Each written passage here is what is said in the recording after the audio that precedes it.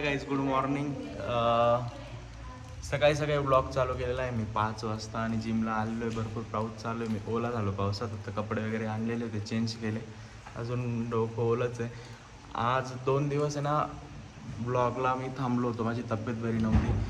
तर आजचा हा ब्लॉग आज संध्याकाळीच अपलोड होणार आहे. आणि आजच्या ब्लॉगमध्ये आपण बघणार आहे मी वर्कआउट वगैरे.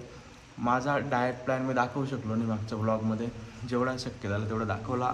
आणि त्यानंतर वेट 1 किलो माझं गेन होऊन गेलेलं आहे, कारण माझी तब्येत बरी नव्हती, मी डाएट करू शकलो नाही. आणि आज वर्कआउट पण करणार आहे.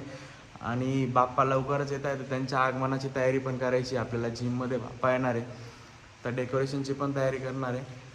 आणि ब्लॉग कंटिन्यू करा, बघू आपण काय काय होतं आहे ते. गाईज, माझं बॅक अँड बायसेपचं वर्कआउट आहे.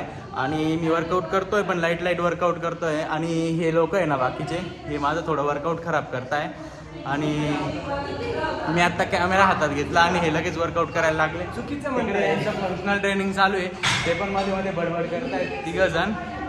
आणि हा जो दिसतोय हे सौरभ यांची सगळी बिग बॉसची बडबड असते इथं. आणि हे सगळे डिस्टर्ब करताय, वर्कआउट करू देत नाही आहे 2-3 जण. हां, हे सगळे निकीचे फॅन आहेत.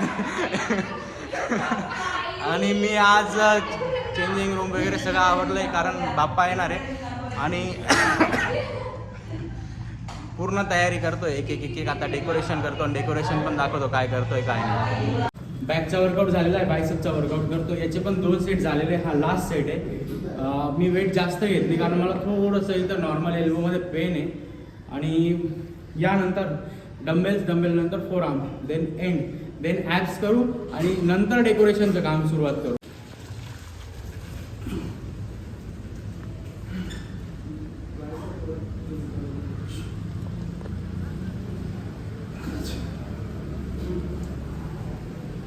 डेडिकेशन म्हणून घरी चालले होते. बॅग एकदम 4 आर्म राहून गेले. आणि आता 4 आर्म्स मारून घरी चालले. आणि तो पण 1 सेट राहिलेला होता.